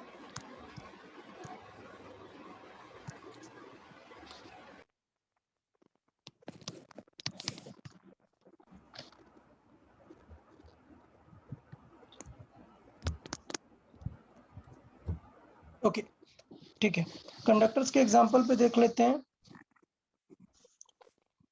लिक्विड में अगर देखें, सो लिक्विड में जितने भी नॉर्मल वाटर होता है, नॉर्मल वाटर जो हम यूज करते हैं, नॉर्मल वाटर या फिर सी वाटर, ओके सॉल्ट वाटर। हाँ, या फिर solution of different type of salts. Okay, salts, lemon juice, ये सारे क्या होते हैं? ये कंडक्टर, सारे most of the conductors acids. होते हैं। लेकिन अगर इंसुलेटर्स की बात करें तो जो प्योर वाटर होता है, प्योर डिस्टिल्ड। वाटर मतलब डिस्टिल्ड वाटर, ये क्या होता है? Pure H2। हाँ, ये रहता है, इंसुलेटर रहता है। ठीक है, बाकी बहुत सारे ऑयल्स वगैरह वो सारे क्या रहते हैं? इंसुलेटर टाइप में। सर ओके, इलेक्ट्रोलाइसिस कौन से वाटर पे वो फॉर्म किया जाता है, डिस्टिल्ड या फिर नॉर्मल वाटर? नहीं, नॉर्मल। नहीं, सॉल्युबल और सॉल्ट्स चाहिए हमें उस पे। सो इसका मतलब ये कि आप प्योर वाटर पिक कर सकते हैं, बस आपको उसमें क्या ऐड करना है? सॉल्ट ऐड करना। सॉल्ट। ठीक है, तो उसमें कोई सा भी वाटर यूज कर सकते हैं, प्योर वाटर इसलिए यूज करते हैं, क्यों यूज करते हैं? ताकि हमें पता हो कि कौन सा सॉल्ट है। अगर हम नॉर्मल या सी वाटर ले लेंगे तो पता नहीं रहेगा कि उसमें किस टाइप के आयंस है। क्लियर ना? Yes, sir. यस तो उस पे हम अपना स्पेसिफिक सॉल्ट ऐड करते हैं। सेमीकंडक्टर्स लिक्विड्स में नहीं होते हैं। ओके, सो सेमीकंडक्टर सिर्फ किस स्टेट में होते हैं? Solids. सॉलिड्स में। नीदर लिक्विड में नॉर गैसेस में। तो चले यार गैसेस में भी बात कर लेते हैं, तो फिर सेमीकंडक्टर लिखने की जरूरत ही नहीं है गैसेस में। हाँ गैसेस में दो ही पार्ट लिख लेते हैं, क्या? कंडक्टर और Insulator. इंसुलेटर्स। पता है कंडक्टर कौन सी गैसेस होती हैं? नहीं sir. Insulator, I think argon, helium, noble okay, gases. ठीक है। तो कंडक्टर में अगर मैं बात करूं तो कंडक्टर में कौन सी गैसेस होती हैं? No gas. No gases. ठीक है, एक भी नहीं कंडक्टर है। कोई भी गैसेस नहीं होती हैं। इसका मतलब all other gases they are Insulators. Insulators. All the gases and gases के साथ साथ एक और टर्म ऐड होता है, एयर। एयर भी ओके याद रखना, जो एटमॉस्फेयर की एयर है वो भी क्या है? इंसुलेटर है। Insulator. इंसुलेटर है। ठीक है, अच्छा। लेकिन गैसेस में मैंने फिर ये कंडक्टर लिखा क्यों? आप कोई बता सकते हो? यूजुअली वो इंसुलेटर ही है, तो फिर कंडक्टर लिखना ही नहीं चाहिए था, डायरेक्ट लिख देता कि all gases are insulator. But फिर भी मैंने चार्ट बनाया है, क्यों? क्योंकि गैसेस यूजुअली कंडक्टर नहीं है, लेकिन अगर उनकी कुछ स्पेशल कंडीशन फुलफिल की गई, so they might behave as a conductor. Clear? So वो कंडीशंस क्या है? Example at very low pressure, at very low pressure and high voltage. अच्छा, जब इंटरमोलिकुलर फोर्सेस बहुत लो हो तब. बहुत ही ज्यादा। So high voltage gases behave as conductor.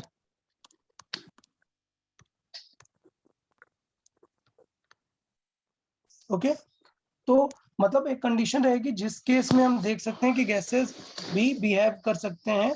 इसमें किसी ने ऑफ कोर्स केमिस्ट्री में शायद सुना होगा, कोई एक एक्सपेरिमेंट सुना हुआ है कैथोड रे करके? हाँ, इलेक्ट्रॉन्स हाँ डिस्कवरी सर. का।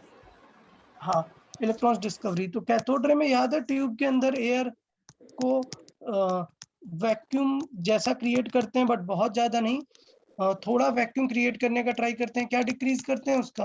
प्रेशर। प्रेशर डिक्रीज करते हैं। तो वैक्यूम क्रिएट करने का मतलब क्या जनरेट करते हैं अपन? प्रेशर उसका डिक्रीज करते हैं, जिससे गैस इलेक्ट्रॉन एयर में कंडक्ट क्या हो सके? कंडक्ट करा पाए। क्लियर? और उसने वोल्टेज भी शायद से 10,000 वोल्ट्स का रखा था। ओके सबको? हाँ सर. हाँ, हाई वोल्टेज चाहिए रहेगा। ओके, चले तो बात कर लेते हैं करंट के सोर्सेज क्या होंगे, मतलब कहाँ से हमें करंट मिल सकती है। सो आई गेस आपको ऑलरेडी पता है। अच्छा, कॉमन बताओ जो रिसेंट हम लोग यूज करते हैं करंट, सोर्सेज ऑफ करंट की बात करें अगर, सोर्सेज ऑफ करंट बताएं। आपके पास करंट कहाँ से आती है घर पे? और बताएं। लाइंस, मतलब वायर से थ्रू पावर मतलब प्लांट्स. लाइंस के थ्रू तो आती है, but line source, wires our path, wires our path. उनसे ये नहीं बोल सकते कि उनके थ्रू आ रही है। पावर प्लांट्स ठीक है, सर. हाँ, पावर प्लांट मतलब आपको एक कंपनी है वो प्रोवाइड कराती है, बट वो कहाँ से लेके आती है? पावर प्लांट से। सो मतलब अगर हम बात करेंगे कि एक्चुअल मेन सोर्स क्या है, सर सो मेन सोर्स बन जाएगा पावर प्लांट। ओके, सो अगर बहुत हम लोगों बात के करें तो घर में मेन सोलार सोर्स पैनल रहेगा से भी पावर है. प्लांट। हाँ, मतलब घर पे सोलर पैनल से भी आ सकता है। सो बात करें अगर हम कि करंट के मेजर सोर्सेज हैं, तो वो क्या है? Hydro power plants. सारे टाइप के पावर प्लांट से आता है आपके पास, hydro power plant, thermal power plant, tidal. Thermal power plant, हाँ, हाँ, ये टाइडल सर एनर्जीज, टाइडल भी बहुत सारे रहते हैं। एनर्जीज है, न्यूक्लियर पावर प्लांट।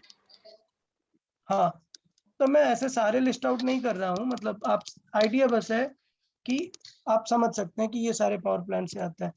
इनसे खास बात ये होती है कि इनसे जो करंट आती है उसका स्पेसिफिक नेम होता है जो हम अपने सिलेबस में स्टडी नहीं करते। 10th में जिसका स्टडी हमारे में नहीं है, that is alternating Alternate- current. Alternating current ये हमारे सिलेबस में नहीं होती, इसे बोलते हैं एसी करंट। हम डीसी, हम डायरेक्ट हाँ, नो, डायरेक्ट मतलब करंट एसी और पे study है डीसी। ना। हाँ, तो हम इसका स्टडी नहीं करने वाले हैं, ये होती है हमारी हाउस होल्ड करंट। सर ये थ्रू ट्रांसफार्मर या पास करनी पड़ती है। एग्जैक्टली, थ्रू ट्रांसफार्मर इन्हें पास करनी पड़ती है। ट्रांसफार्मर उसे मैनेज करता है, करंट को कम करता है, हैंडल करता है, बढ़ाता है। तो ट्रांसफार्मर उसे ट्रांसफॉर्म करता है और फिर हम हाउस होल्ड में उसे यूज करते हैं। तो मतलब वो जो केबल होती है ना, जो ये हाईवेज में जो केबल आप वहां पे मेन देखते हैं, जो टावर होते हैं ना, ऐसे टावर्स बड़े बड़े, हाँ, वो फील्ड में उनमें, वगैरह लगाए रहते हैं। हाँ, तो वो जो फील्ड में लगा के रखते हैं उसमें होती है 2 लाख वोल्ट, इतना होता है।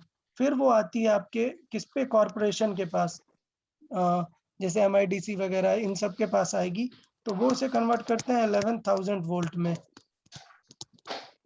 क्लियर?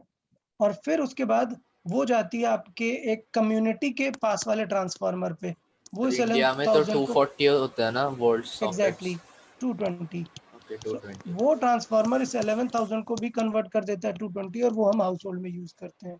सो 220 कर देता है, और कुछ इंडस्ट्रीज के लिए ये 440 चाहिए होता है तो 440 भी कर देता है। ये 2 पार्ट में हम यूज ओके, हाँ, करते हैं। प्रोग्रामिंग। यूएस में हाँ, तो वो 120 ट्रांसफार्मर, वोल्ट ही होता है बस। हाँ, सो वो डिपेंडेंट रहता है डिफरेंट डिफरेंट कंट्रीज का अपना। तो इस तरीके से कन्वर्जन ट्रांसफार्मर के थ्रू होता है, बट हमें वो स्टडी नहीं करना। 10th में हमारे उसका बिल्कुल भी पार्ट नहीं है। 10th में हम स्टिक करेंगे किस पे, डायरेक्ट करंट पे। डीसी पे। तो डायरेक्ट सर करंट तो के फिर सोर्सेज क्या है डिफरेंस क्या है? बताते हैं। डायरेक्ट करंट के सोर्सेज हैं सोलर पैनल, सेल्स, बैटरीज, ऐसे बहुत सारे एग्जांपल हैं। ये किन के एग्जांपल हैं, डायरेक्ट करंट के। सर आप चार्जेस कैसे ट्रांसफॉर्म कर direct current, sorry I didn't get the question, क्या था?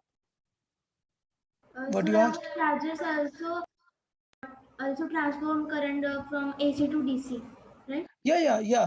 So those are not transformer exactly. Those are, see, suppose हमारे पास एक AC करंट है और हमें किस में कन्वर्ट करना है, DC करंट में कन्वर्ट करना है। क्लियर? सो वहां पर इन्वर्टर यूज करते हैं। क्या? इन्वर्टर वो चेंजेस करता है। तो अभी आपने नोटिस किया कि घर पे इन्वर्टर एक लगा के रखते हैं, तो वो एक हाँ बैटरी सर। से कनेक्टेड होता है। तो when battery, power source main जाता है तो फिर वो हाँ, डीसी करंट से से घर में इसे सप्लाई चार्ज करता है। करता है, और फिर जब बैटरी वापस से देती है तो वो तो बैटरी तो DC देगी ना, बट हमारे घर को क्या चाहिए, एसी। AC। तो ये कन्वर्टर होता है इन्वर्टर। ओके, ट्रांसफार्मर नहीं। ट्रांसफार्मर का काम क्या है, कम ज्यादा करना। ओके, मतलब वोल्टेज को कम करना, करंट को बढ़ाना, वो बैलेंस करना है उसका काम। ये किसका काम है, इन्वर्टर का। ओके, तो हमें जो पढ़नी रहती है वो डायरेक्ट करंट पढ़नी होती है, DC। अभी किसी ने पूछा था सर रीजन क्यों है कि हम AC क्यों नहीं पढ़ेंगे, DC क्यों पढ़ेंगे, और AC क्यों नहीं यूज करते हैं, DC क्यों यूज करते हैं। तो ऐसा नहीं, यूज हम AC कर रहे हैं, बट स्टडी हम DC का करते हैं, क्योंकि आपको 10th लेवल पे, 12th में हम AC का स्टडी करेंगे। 12th में पूरा एक चैप्टर है किस नेम से, AC से। हाँ, सिर्फ अल्टरनेटिंग करंट करके पूरा एक चैप्टर है। ठीक है, तो वहां पे हम स्टडी करेंगे। बट 10th में क्या होता है, अभी आपको एक्सपेरिमेंट करना होता है। अब सोचो आप घर के स्विच पे, प्लग पे जाके एक्सपेरिमेंट करोगे, तो आपको may be you might be expose to the current, you might touch it. तो पॉइंट ये होता है कि जब आप बैटरी या सेल्स को यानी डायरेक्ट करंट को टच करते हो, तो आपकी जो बॉडी का रेस्पॉन्स होता है उसे कोई दिक्कत नहीं होती। बट जब आप अल्टरनेटिंग करंट को टच करते हो तो आपको शॉक लगता है। शॉक क्यों लगता है? इसका नेम ही है अल्टरनेटिंग। ये चेंज होती रहती है, तो इसका मतलब ये है कि डायरेक्ट करंट क्या होती है कि ये सीधी है, 10 एम्पियर है मतलब 10 एम्पियर है। ये क्या होती है कि प्लस 10 एम्पियर से माइनस 10 एम्पियर तक बार बार चेंज होती रहती है। तो पहले प्लस 10 थी, बाद में -10 हो गई। -10 हो गई, ऐसे फ्लक्चुएट होती है। मतलब इसके पास एक क्या होती है? फ्रीक्वेंसी। वो फ्रीक्वेंसी आपका बॉडी एब्जॉर्ब नहीं कर पाता है, इसलिए उसको क्या फील होता है? शॉक।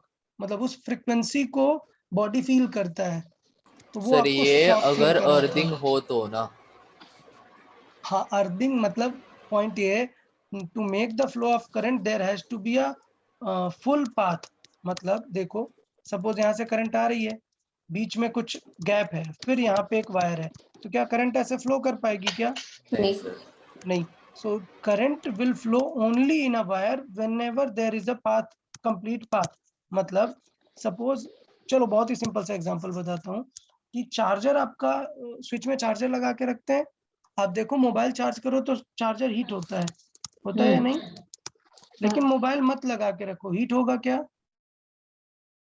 नहीं होगा। नहीं होगा। तो पॉइंट ये होता है कि सपोज ये वायर से और ये आपका मोबाइल है, तो ये वायर से करंट आई, तो जब तक अर्थिंग वायर से करंट वापस रिटर्न नहीं होती है, क्लियर, तब तक करंट पाथ कंप्लीट नहीं होगा, इसलिए करंट फ्लो नहीं होगी। तो वो जो चार्जर ऐसे लगा हुआ है ना, कोई भी करंट फ्लो नहीं हो रही है। जैसे ही यहाँ पे आपने एक सोर्स कनेक्ट किया, तुरंत करंट ने अपना पाथ बना दिया। तो सिमिलरली सपोज एक स्विच है और आप उसको टच कर रहे हो, लेकिन आप एक इंसुलेटिंग प्लेटफॉर्म पर हो, तो आपको करंट फील नहीं होगी। क्यों? क्योंकि वो करंट क्लोज पाथ नहीं बना सकती है। जैसे ही वो क्लोज पाथ बनाएगी, वो तुरंत फ्लो कर जाएगी आपके बॉडी से, तभी करंट हमें लगेगा। हाँ ओके, ठीक है। तो सोर्स ऑफ करंट हमें ये क्लियर है कि ये रहेंगे हमारे पास। अब हमें ये सारे नहीं पढ़ने हैं, ये पावर प्लांट एसी हमें नहीं पढ़ना है, हमें क्या पढ़ना है? डीसी। हाँ, डीसी। और उसके लिए हमें क्या पढ़ना है? Cells and battery. तो चले, जो पहला टर्म है अपना क्या? Chemical cell. ठीक है, तो केमिकल सेल क्या होता है? केमिकल सेल होता है कि उसके अंदर कुछ तो केमिकल एनर्जी होती है। कैसी एनर्जी होती है? केमिकल। और उसे वो कन्वर्ट कर देता है किस एनर्जी में? इलेक्ट्रिकल। तो बैटरीज या सेल्स, ये कैसी डिवाइस है? क्या डेफिनेशन हो जाएगी बैटरीज और सेल्स की? क्या हो जाएगी इनकी definitions? These are the devices which converts chemical energy into electrical energy. electrical energy. Clear ना? सो हाँ। नेक्स्ट लेक्चर में अपन हम इन्हीं को डिस्कस करेंगे कि सेल्स एंड बैटरीज क्या है और कैसे ये केमिकल एनर्जी को इलेक्ट्रिकल एनर्जी में कन्वर्ट करेंगे। इनके स्ट्रक्चर और बाकी डिटेल्स को डिस्कस करेंगे। Okay, clear? हाँ सर। हाँ, तो ये जो सोर्स ऑफ करंट है, ये हम नेक्स्ट लेक्चर में कंटिन्यू करेंगे। मैं फिर से बोल रहा हूँ, हमारे सिलेबस में ये सारे सोर्सेज नहीं है, सोलर पैनल नहीं है, सिर्फ हमें सेल्स एंड बैटरीज को देखना है कि ये कैसे वर्क करते हैं। ओके, सोलर पैनल भी नहीं है। नहीं, सोलर Okay. पैनल में एक्चुअली क्या यूज किया जाता है? Semiconductors, okay. हाँ, सिलिकॉन यूज करते हैं। सिलिकॉन यूज करते हैं। तो समझ गए ना, सेमीकंडक्टर्स मतलब फिर तो वो 12th के बाद, 12th में जाके इलेक्ट्रॉनिक्स, एक फिजिक्स होती है इलेक्ट्रॉनिक्स, वहां पे अपन डिस्कस करते हैं। ठीक है, ओके। तो इतना काफी है आज के लिए। आज के लेक्चर में किसी को कोई डाउट? हमने आज के लेक्चर में क्या क्या चीजें कवर की? चार्ज, वो ट्रांसफर कैसे कर सकते हैं, और करंट कैसे जनरेट होता है, इन तीनों बातों पे ही हमने टारगेट किया। और करंट के फ्लो में प्रॉब्लम क्या होगा, और जो करंट के सोर्सेज हैं, उनको हम डिटेल में नेक्स्ट लेक्चर में डिस्कस करेंगे। ओके, हाँ सर इस लेक्चर के नोट्स? हाँ, मैं ग्रुप पे पोस्ट करता हूँ ये नोट्स सारे, ये नोट्स हाँ। और रिकॉर्डेड लेक्चर जो भी है ग्रुप पे पोस्ट सर करता हूँ। इस चैप्टर में हम क्या क्या सब टॉपिक्स पढ़ रहे हैं? इस चैप्टर में हम पहले करंट की स्टडी करेंगे, फिर देखेंगे कि करंट के सोर्सेज क्या हैं, वो सोर्सेज कौन सी क्वांटिटी प्रोवाइड करते हैं, तो वो प्रोवाइड करते हैं वोल्टेज। फिर वोल्टेज हाँ। के बाद करंट फ्लो में प्रॉब्लम क्या होगी, वो होगी रेजिस्टेंस। रेजिस्टेंस। रेजिस्टेंस के बाद फिर देखेंगे कि एक कॉम्प्लेक्स सिस्टम कैसा होता है, सर्किट कैसा दिखता है, तो कॉम्प्लेक्स सर्किट की बातें करेंगे। फिर वहां पर बात करेंगे कि उस सर्किट में अगर बहुत देर तक करंट जनरेट हुई तो हीट कैसे जनरेट होगी। ओके, फिर उसके बाद बात करेंगे थर्मल पावर। सो ये टोटल टाइम हमारा रहेगा, जिसमें से most of the lectures consume होंगे किस पार्ट में, complex complex. Circuit. Nearly 4 lectures हमारे सिर्फ इसी में यूज होंगे, बाकी 4-5 लेक्चर्स में पूरा हम कंप्लीट करेंगे। Okay okay. ओके ठीक है, चले आज के लिए फिर इतना काफी है। कुछ डाउट रहे तो आप व्हाट्सएप भी कर सकते हैं separate. Okay okay sir. Okay then, Bye, bye bye sir. Everyone, bye sir. Sir. Bye bye all of you. Bye sir. Bye, sir.